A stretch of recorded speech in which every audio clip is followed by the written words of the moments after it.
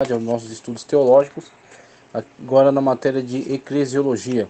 Desde já desejo a todos 2024 repleto das bênçãos de Deus. Vamos seguindo então com nossos estudos.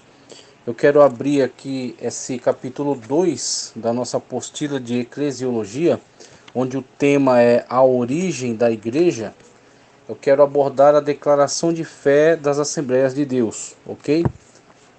A declaração de fé das Assembleias de Deus, na sua página 121, acerca da igreja, é o capítulo 11, sobre a igreja.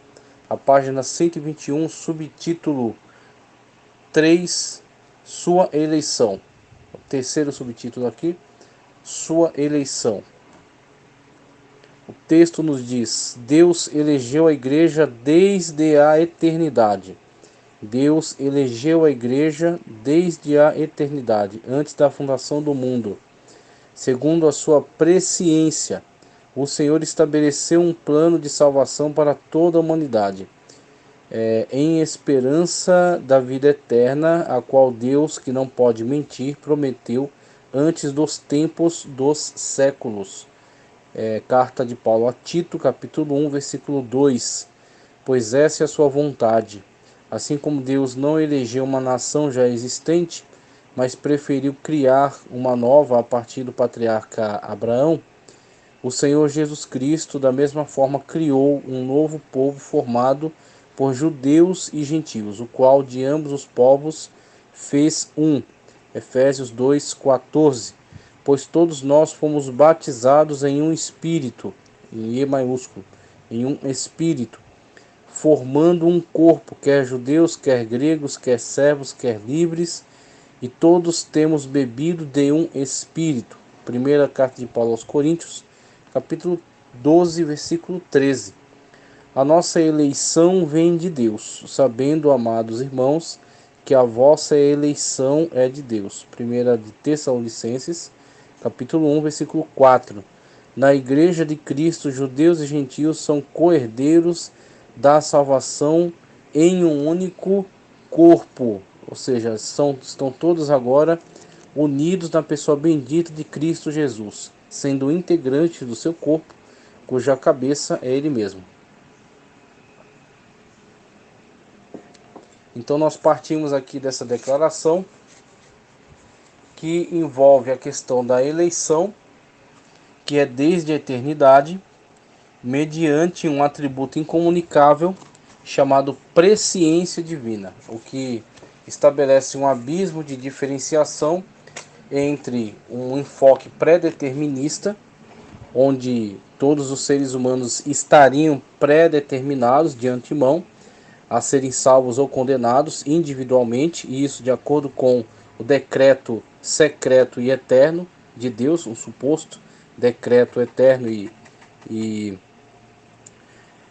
antecedente, anterior de Deus, que pré-ordenaria as coisas de antemão, independentemente das escolhas dos seres humanos. A Sagrada Escritura não nos dá esse respaldo. A Sagrada Escritura ratifica a visão de que a eleição é conforme a presciência, e a presciência é um atributo incomunicável por meio do qual Deus conhece todas as coisas, ou seja, estamos falando acerca da onisciência, mas não somente da onisciência, estamos falando especificamente da presciência, onde Deus conhece de antemão todas as coisas do futuro. Ok? Então, a partir do conhecimento de Deus, ele estabelece a sua eleição. E a igreja é eleita por Deus mediante esse atributo incomunicável da presciência. Então, temos aí investigação acerca da origem da igreja. Podemos apontar uma origem genuína, espiritual, a partir dessa perspectiva, ok? Essa perspectiva da presciência divina, através da qual Deus sabe de todas as coisas e sabendo também da eleição, da constituição desta igreja, a Igreja Universal dos Salvos, que também é colocada como a igreja triunfante, a igreja operante, né? A igreja militante, a igreja triunfante. E também pode ser qualificado como corpo místico, ou seja, aqueles que em todos os lugares são salvos na pessoa bendita de Cristo Jesus, têm o seu nome escrito no livro da vida, independentemente das denominações a qual pertençam dentro da igreja local, dentro do plano da igreja local. Claro que estamos falando de igrejas que seguem uma ortodoxia bíblica, ok? Não estamos dando respaldo para movimentos sectários.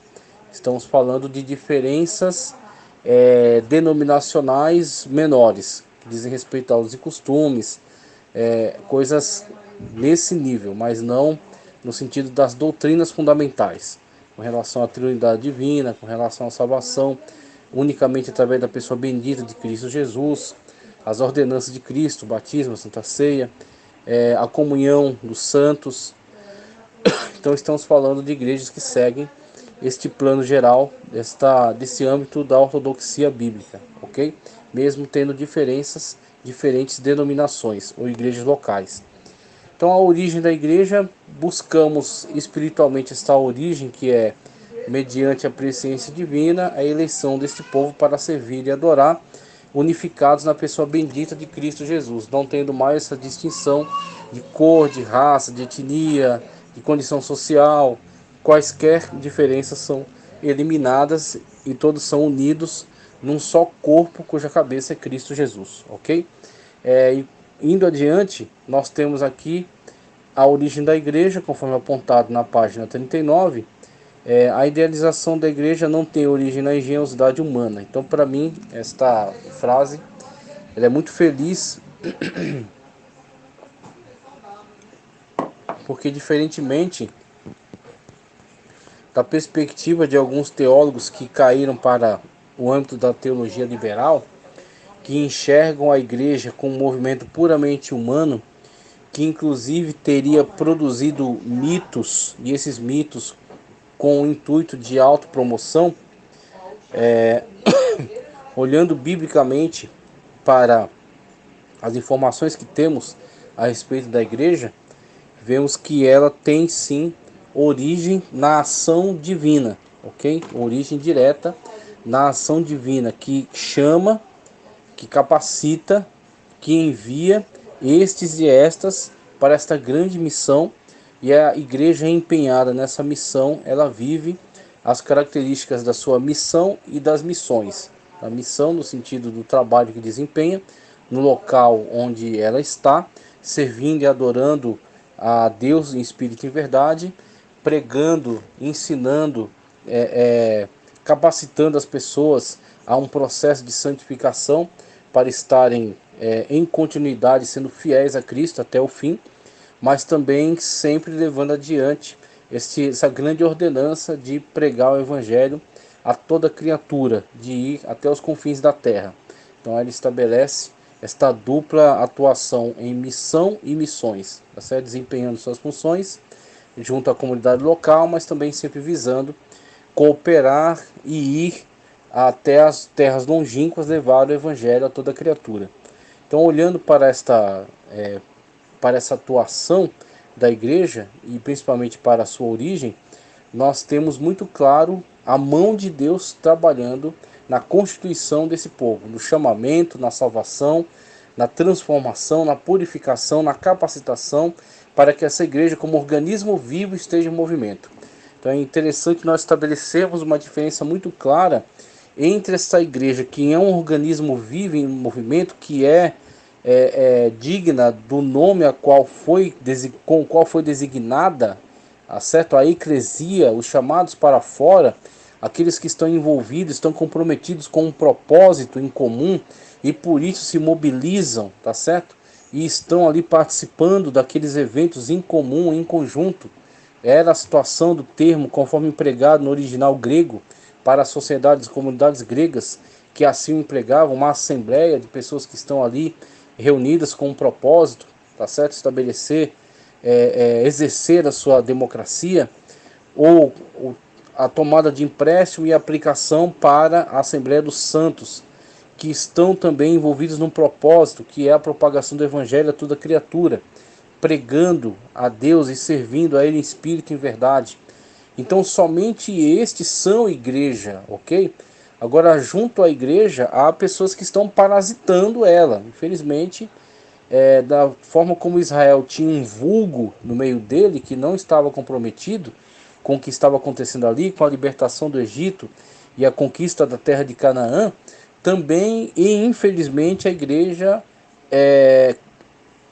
tem junto a si pessoas que estão parasitando-a e não estão envolvidos com tudo aquilo que está acontecendo, com seu propósito maior, que é a pregação do evangelho a toda criatura, quer servir a Deus, Espírito e verdade, quer ensinar a Sagrada Escritura de forma ortodoxa, quer fazer a apologia, defender a fé contra os ataques externos. Então existem pessoas que estão inteiramente comprometidas e desempenham seus dons, seus talentos, conforme o Espírito Santo de Deus vai repartindo, e tem outras, infelizmente, que apenas se aproveitam dessa estrutura sem contribuir com nada, ok? Apenas extraindo dela aquilo que ele pode, extraindo dela aquilo que ela fornece e parasitando-a, tá certo? Apenas se alimentando dela, engordando e não contribuindo com nada, e muitas das vezes trazendo escândalos e trazendo prejuízo. Aquilo que Jesus chamou um joio no meio do trigo, né?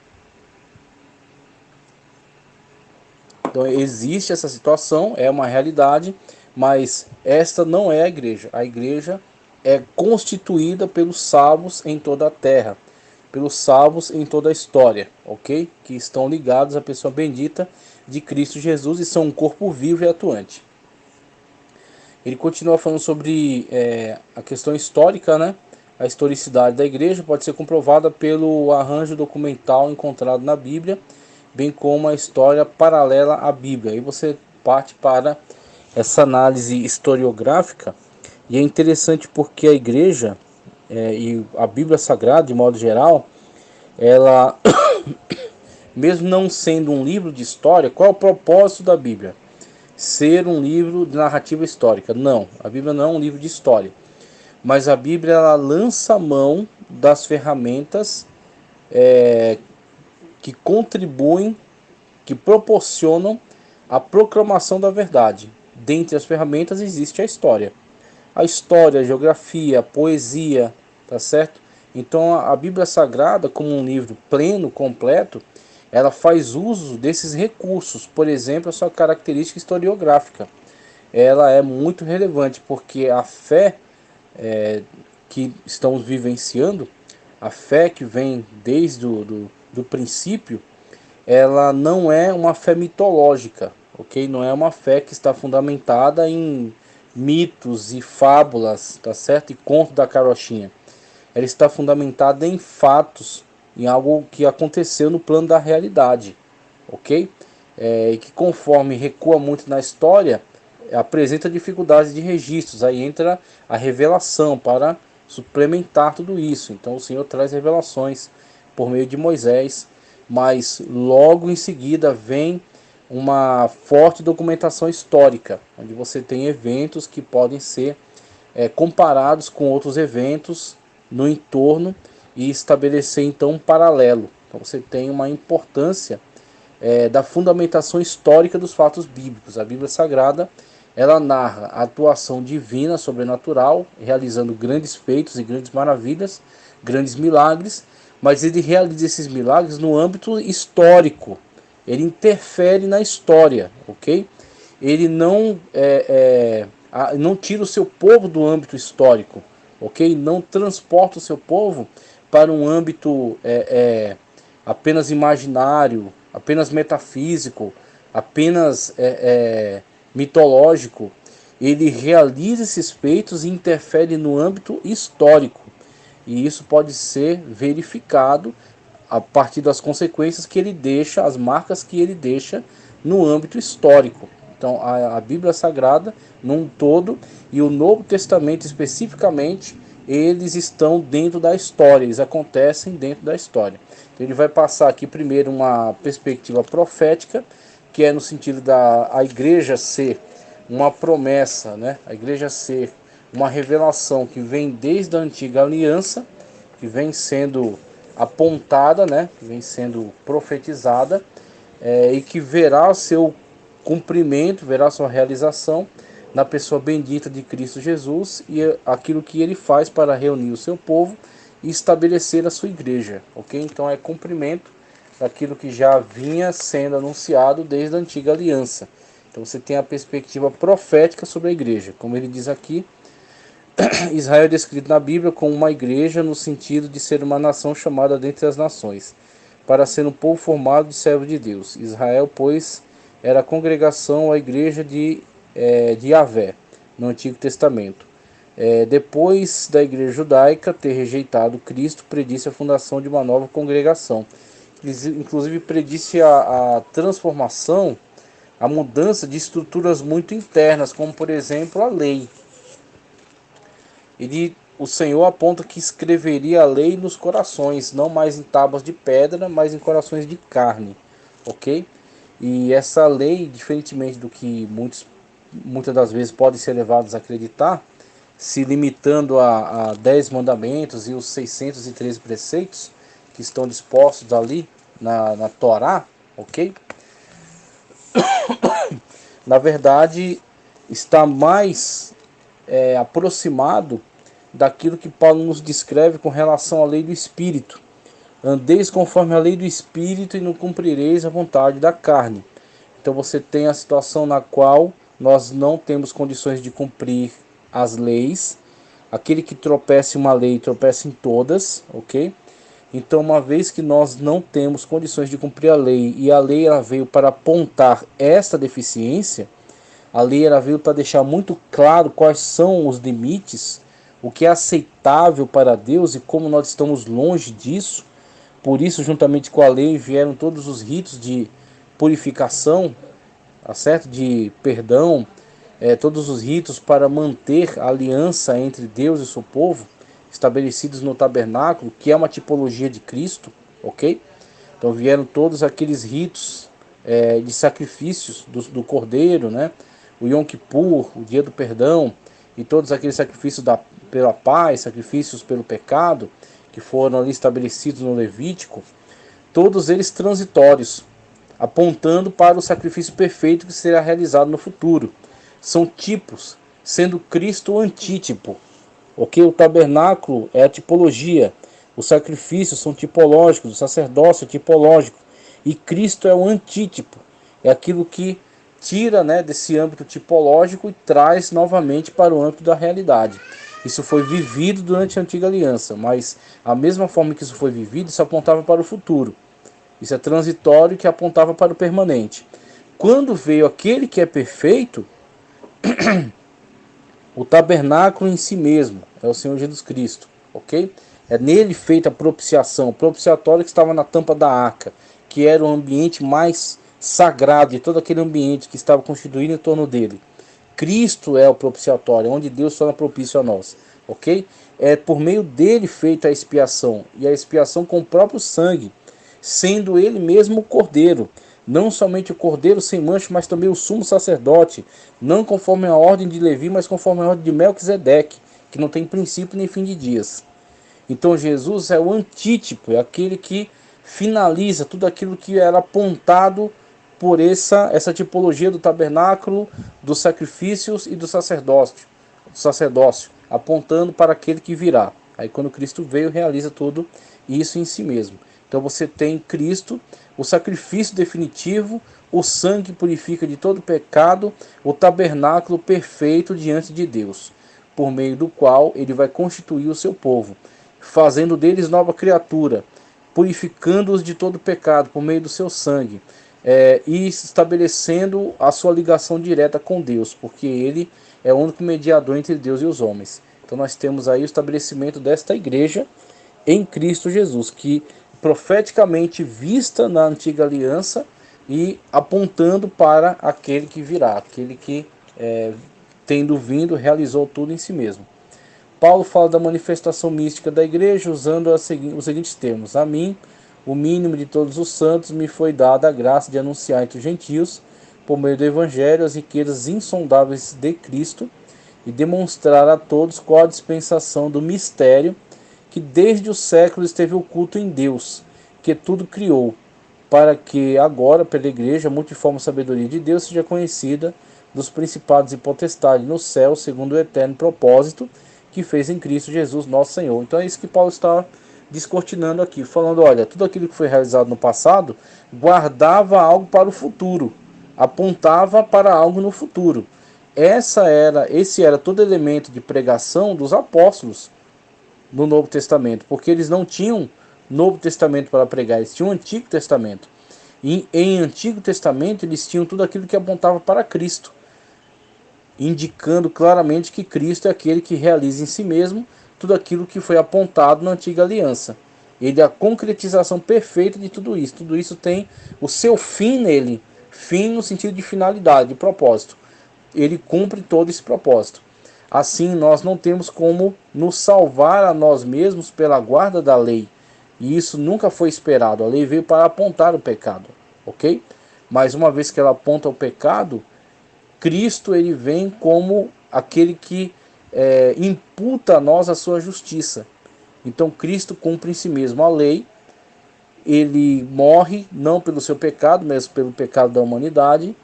Aquele que aceita ele como seu Salvador, ele imputa a este a sua justiça.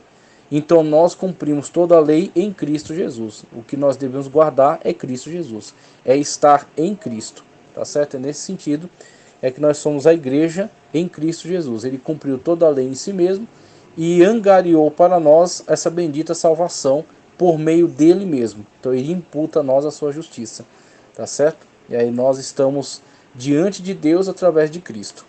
Deus olha para nós e vê o sangue de Cristo Jesus, não o sangue de bodes e de bois, ele vê o sangue do seu Filho amado.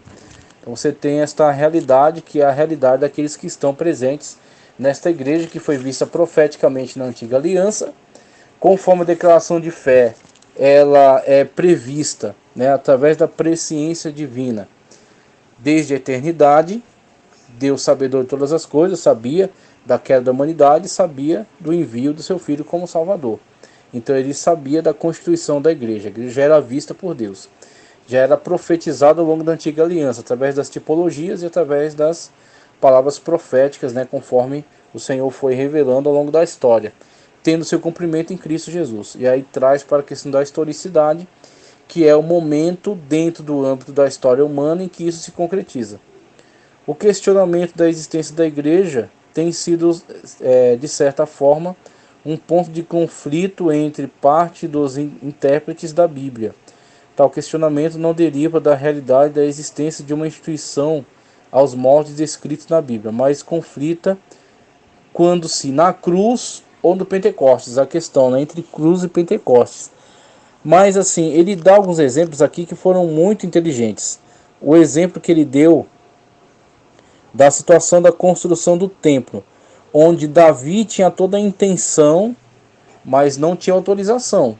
Então ele angaria todos os fundos, ok? O terreno, o material, as alianças importantes com aqueles que trariam mão de obra especializada, ele deixa tudo pronto. Aí Salomão, ele goza dessa autorização da parte de Deus e ele empreende a construção. Então você tem ali o estabelecimento do projeto com Davi a execução do projeto com Salomão, tá certo? Então esse exemplo para mim foi muito interessante. Mas você pode falar sobre gestação e parto, por exemplo, Então a igreja está sendo gerada, está em gestação, processo gestacional, tá? A partir da cruz, e é dado à luz aí no Pentecostes. Aí de fato ela aparece agora para o mundo. Então a igreja já estava em torno de Cristo Jesus. Ela foi escolhida pelo Senhor, aqueles 12 homens que ele, tendo orado ao longo de toda a noite, escolhe aqueles 12 para caminhar com ele. Junto àqueles 12 existe toda uma multidão que se agrega a eles, mais de 500 discípulos, estão agregados em torno desses 12. Um deles trai, ok, suicida-se, sendo substituído depois dentro do colégio apostólico. Então entra Matias, em substituição ao 12º apóstolo. Matias foi escolhido dentre Matias e José, eram ambos que eram testemunhas oculares, não é qualquer pessoa que passou na rua, é uma testemunha ocular, ok? Então entre eles, Matias é o escolhido, ele está ali agora ocupando esse 12º lugar. Você não tem textos falando sobre os feitos de Matias na Sagrada Escritura, mas você tem que entender que a Sagrada Escritura é suficiente para a nossa salvação. Ela não é uma revista, ela não é um jornal, ela não é um livro de história que se preocupa em dar detalhes dos detalhes de cada um dos feitos de todas as pessoas. Mas sim, o Espírito Santo de Deus selecionou aquilo que é suficiente para a nossa salvação. Então a Sagrada Escritura, ela declara toda a verdade que é suficiente para a nossa salvação, para a nossa edificação, para que nós cresçamos na graça e no conhecimento. Mas não necessariamente ela fala tudo acerca de tudo. Então, certamente Matias, José, outros grandes homens de Deus aí, Barnabé, Simão, tá? Mateus, né? Levi, realizaram grandes feitos em Deus. E aí algo é capturado ainda pela chamada tradição, tá? Aí você tem Eusébio de Cesareia que fala um pouco acerca disso. Mas eles certamente fizeram grandes feitos para Deus, né? Grandes obras, mas não necessariamente isso era interessante para a nossa edificação e salvação. Então o Espírito Santo de Deus foi quem selecionou as informações que seriam suficientes para nós. Então você tem uma ênfase maior sobre as obras de Pedro e Paulo, né? Mas você tem esses grandes homens de Deus aí que estiveram trabalhando desde o início, quando o Senhor convoca, né, os seus, começa seu ministério, até a morte, ressurreição e ascensão, tá? Então na cruz, diante da cruz, você tem ali esta igreja que já está concebida, ok? Já está concebida. E aí será dado à luz em Pentecostes. Em Pentecostes você tem agora a igreja revestida de poder, que tem a ousadia de aparecer para o mundo, porque na crise da crucificação eles se fecharam, eles foram para o cenáculo, né? Estiveram ali escondidos mesmo. E não era para menos, diante de toda crise que eles estavam vivenciando. Você pode perceber o tamanho do impacto que essa crise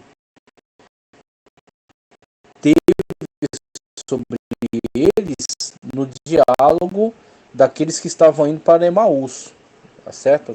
Um deles era Cleopas, né? O outro não é dito o nome. Então eles estavam dialogando e mostrando toda a sua perplexidade diante daquilo que havia acontecido. Então eles de fato estavam perplexos, estavam apavorados. Mas com a aparição do Nosso Senhor ressurreto e com a ordem para permanecer em Jerusalém, e tendo obedecido, aqueles que permaneceram nos cenáculos foram todos revestidos de poder, pregando agora com toda a ousadia. Quase 3.000 almas se converteram na primeira pregação do apóstolo Pedro. Agora você tem uma igreja que vai atuar, vai militar de uma forma muito forte, muito presente. A igreja já estava ali. Eles já se entendiam igreja. Eles estavam desnorteados devido aos eventos que eles presenciaram. Mas com o revestimento de poder, né, com a confirmação da ressurreição de Cristo Jesus, e com o revestimento de poder, eles agora foram para o mundo. Aí, aquilo que já estava pronto entrou em ação. Tá certo? Já estava pronto, mas não estava agindo. Agora entrou em ação. É um carro. Você construiu o carro, mas você ainda não pôs combustível. O carro já existe. Mas só quando você alimentar de combustível e der a ignição, tá? O combustível, a bateria, der a ignição e o motor funcionar, a combustão lá começar a funcionar, as válvulas e tudo mais, pronto, agora o carro vai entrar em movimento. O carro já existe, mas ainda não está em movimento. Assim também acontece. A dicotomia entre cruz e Pentecostes é essa. Já havia igreja, mas ela estava ainda acuada, até que, cumprindo-se a promessa do Senhor Jesus Cristo, permaneceram em Jerusalém e foram revestidos de poder, e assim partiram para o cumprimento da ordenança. Deixa eu só dar sequência aqui com outro tópico que nos diz o seguinte. Na página 43, olha o que nos diz aqui, ó. A Igreja de Cristo veio à existência no dia de Pentecostes, quando do derramamento do Espírito Santo, assim como o tabernáculo foi construído e depois consagrado pela descida da glória divina. Então esse aqui foi para mim um exemplo bem interessante. Então eu já estava ali, mas não estava agindo, né? Não estava operante. Até que vem o grande dia do Pentecostes, que é comparado aqui com a descida da glória de Deus. Então o templo todo o material foi preparado por Davi, ok? foi executado por Salomão. Tendo sido executado por Salomão, já é um templo, mas não está em operação ainda. Estará em operação quando Deus envia o seu fogo. Quando Deus envia o seu fogo. Da mesma forma, veja, isso aqui guarda referência com o tabernáculo. Por quê? O primeiro fogo que foi aceso no tabernáculo foi Deus que acendeu. Quando dois filhos de o irmão de Moisés, esqueci agora o nome do irmão de Moisés, meu Deus do céu. Bom, esqueci o nome do irmão de Moisés, mas era o primeiro sumo sacerdote, né, conforme foi consagrado. Arão. Então houveram dois filhos de Arão que inadvertidamente, ou na verdade de forma irresponsável, tomaram fogo estranho. Tomaram fogo estranho e levaram para dentro do tabernáculo e morreram por causa disso. Não é brincadeira, tá? Eles tomaram fogo estranho. O único fogo que pode ser utilizado em todo o serviço do tabernáculo é o fogo que Deus acendeu. Então Deus envia o fogo do céu e alimenta a primeira chama. E é dito que o fogo deve ser constantemente mantido. Então por isso que o fogo arderá continuamente sobre o altar e não se apagará. O fogo não pode se permitir que ele apague. Tem que haver um serviço constante ali de manutenção daquela chama que foi aceita por Deus. Assim também acontecerá no tabernáculo. É a confirmação de Deus em relação a toda aquela obra. Senão aquilo ali seria somente um prédio. Ok? Tornou-se um templo e deixou muito claro que era aceitável a Deus com o envio do fogo. Deus enviou o fogo e aí deu início àquele trabalho. O tabernáculo agora é aceitável a Deus. Assim também a igreja, tendo sido constituída, Deus envia do céu o fogo, a chama que foi vista, uma língua de fogo repartida sobre cada um deles. E ali era uma manifestação visível do Espírito Santo, uma teofania, né? Então a manifestação do Espírito Santo, assim como ele se manifestou como uma pomba descendo sobre o Senhor Jesus Cristo, ele também se manifesta aqui como essas línguas de fogo sobre a cabeça de cada um deles, deixando muito claro a ratificação de Deus sobre aquele trabalho. Então o Senhor confirmou aquele trabalho e aí eles têm aquele revestimento de poder e partem agora com toda a ousadia e com todo o poder para pregar o evangelho e realizar grandes obras, ok? Grandes feitos. A igreja e o reino de Deus, isso aqui eu achei fenomenal. Essa distinção aqui, a igreja e o reino de Deus, tá? Vamos para a página 45, onde eu quero ler um trecho aqui, um parágrafo, que deixa isso muito claro. Veja só, a igreja e o reino de Deus. Além de solucionar uma questão importante que responde o que é o reino de Deus, esse Gruden é Wein-Gruden, tá? Eu estou quase terminando a teologia sistemática dele, é fenomenal, tá? Teologia sistemática exaustiva de Wein-Gruden. A questão ele é calvinista até o tutano, tá? Então você vai fazer ali uma distinção na parte soteriológica, ok? Então existe ali algumas abordagens de Wein-Gruden que vão contrastar com a nossa perspectiva dentro do âmbito da Assembleia de Deus, tá? Mas não chega a ser uma heresia, tá? Não é uma distorção a ponto de ser uma heresia, é uma outra leitura. Então é necessário você fazer ali algumas adaptações, né? Se precaver em relação a essas leituras. Mas Wein-Gruden é fenomenal, então recomendo para todos. Então ele cita aqui, ó, o que é reino de Deus. Gruden, né? Wein-Gruden elenca 5 considerações numeradas por Lade, tá? Que devem ser consideradas. Primeiro, a igreja não é o reino de Deus. Então isso aí pode chocar algumas pessoas, né? Mas é interessante a gente entender a conceituação, tá? Aquilo que a gente aprendeu na escola sobre contém e está contido. Então a gente tem que entender qual é a posição da igreja em relação ao reino de Deus, tá? A igreja não é o reino de Deus, como se fosse sinônimo. Falar de igreja é falar de reino de Deus, como se fosse um sinônimo. Não é, ok? Reino de Deus é uma terminologia que é maior, se expande para além da terminologia igreja, tá? Contém igreja, não é contido por ela. O reino de Deus é mais do que igreja, tá? Reino de Deus, a igreja não é o reino de Deus. Segundo, o reino de Deus cria a igreja, ok? Então a igreja, conforme já foi dito aqui, a partir da presciência divina, foi eleita por Deus, ok? Foi profetizada, foi apontado como uma tipologia e foi realizado no âmbito do Novo Testamento, através da pessoa bendita de Cristo Jesus, que concretiza todo esse trabalho, criando a sua igreja, tá certo? Fundando essa igreja, dando início a ela, né? E capacitando-a para agir, para atuar. A igreja não é o reino de Deus. Segundo, o reino de Deus cria a igreja. Terceiro, a igreja testemunha ou testifica do reino de Deus. Então, o reino de Deus que cria a igreja agora testifica acerca do reino de Deus. Quarto, a igreja é um instrumento do reino. Então, dentre os instrumentos do reino de Deus, de atuação, Deus reina eternamente, na luz inacessível, como Tiago disse, o trono está na luz inacessível. Ele tem toda uma hierarquia de seres celestiais, desde serafins, arcanjos, querubins, tá? Anjos, mais especificamente falando, né? Toda uma hierarquia de seres celestiais. Ele tem todo o seu domínio sobre todos esses sistemas do cosmos, né? De tudo aquilo que ele criou.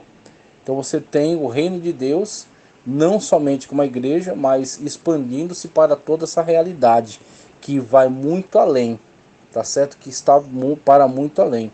Agora, dentro de toda esta realidade, ele cria a igreja, estabelece a igreja, ele capacita a igreja testifica acerca dele, ok? E a igreja é um instrumento dele, do reino de Deus, um instrumento do reino de Deus na terra.